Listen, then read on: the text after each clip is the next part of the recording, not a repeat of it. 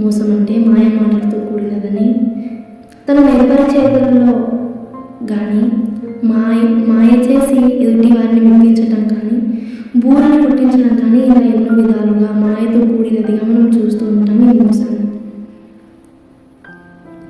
ఈ యొక్క మాయ మాటలతో, ఈ యొక్క నేర్పరి మాటలతో బంధువుల్లో మోసపోయిన వారు లేరా? ఈ యొక్క నేర్పరి మాటలతో ప్రియుడు ప్రియురాలు మోసపోయినట్టుగా లేరా? స్నేహితులు మోసపోయినట్టుగా లేరా? అంటే చాలామంది ఉన్నారు, చాలామంది మనం చూస్తూ ఉన్నాం.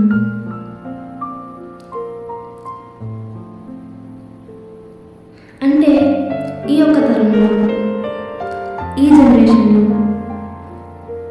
మోసం జరగడం మనం నేటి కాలంలో చూస్తున్నాం కదా. మరి ఇలాంటివి బైబిల్లో ఎక్కడైనా జరిగాయా అని ఒక్కసారి ఆలోచించిన వారమైతే ఆదికాండము 3వ అధ్యాయము 4వ వచనం. అందుకు సర్పము, మీరు చావనే చావరు, ఎలాగనగా మీరు వాటిని తినడం మీ కన్నులు తెరవబడినవి, మీరు మంచి చెడులను ఎరిగిన వారై దేవుని వల్ల ఉండులని దేవునికి తెలియని స్త్రీతో చెప్పగా. అంటే ఈ యొక్క సందర్భం మనకు అర్థమవుతుంది. సాతాను ఇంతకుముందు అంటే హవ్వ దగ్గర రాకముందు ఆదాము గారిని మోసపరచాలని చూశాడు. కానీ ఆదాము గారు తన యొక్క మాటలతో, ఆ యొక్క మాయ మాటలతో తాను మోసపోలేదని మనకు అర్థమవుతుంది. అది అలా జరగలేదని హవ్వ దగ్గరికి వచ్చి ఇలా మాట్లాడుతున్నారు.